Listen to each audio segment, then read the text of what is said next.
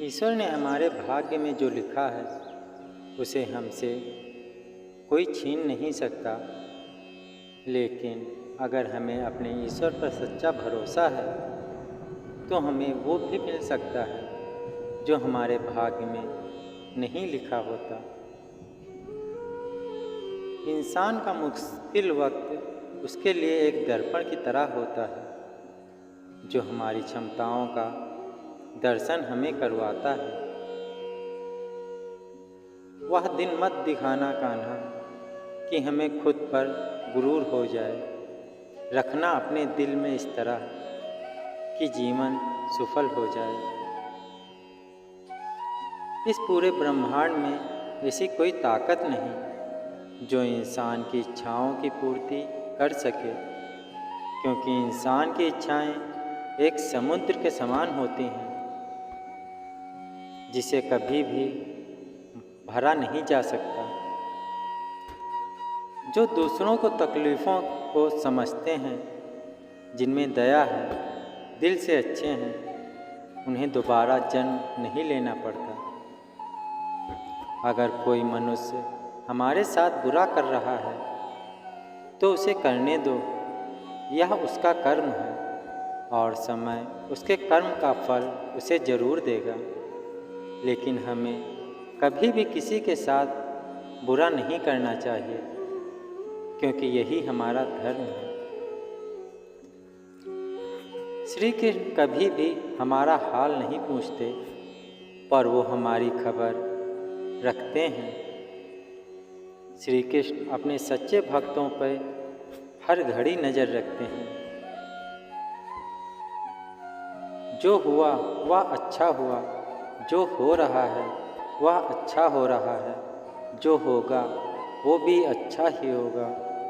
तुम भूत का पश्चाताप ना करो, भविष्य की चिंता ना करो, वर्तमान में जियो। अगर आप जीवन में असफल होते हैं तो आपको दोबारा प्रयास करने में कभी नहीं घबराना चाहिए, क्योंकि जब आप दोबारा प्रयास करते हैं तो आपकी शुरुआत सुनने से नहीं बल्कि आपके अनुभव से होती है।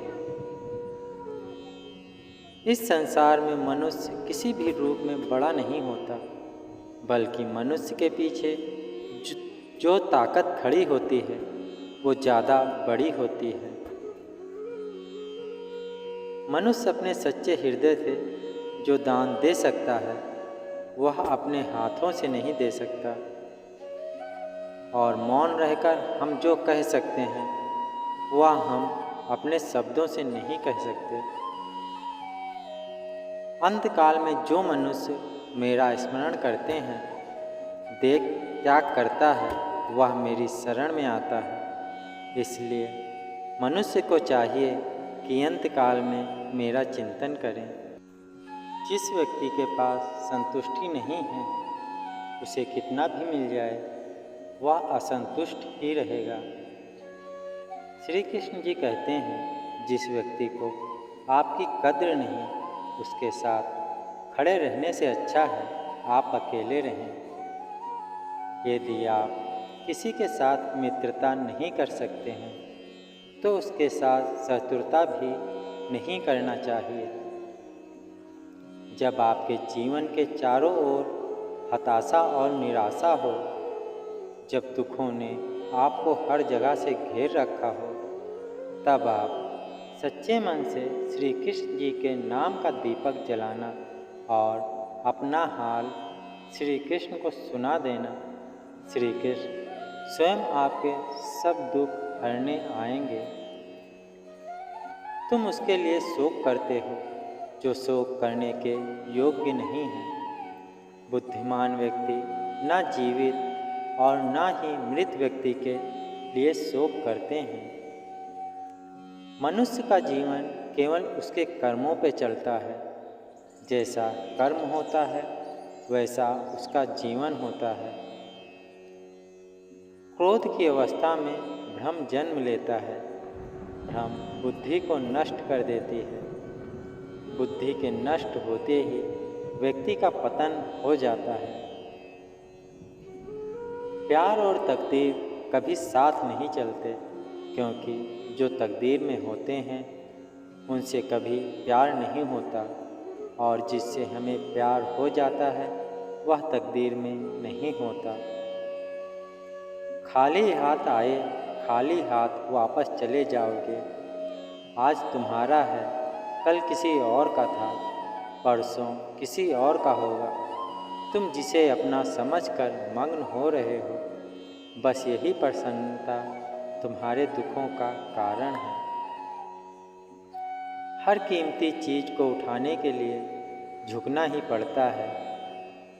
माँ और पिता का आशीर्वाद भी इनमें से एक है।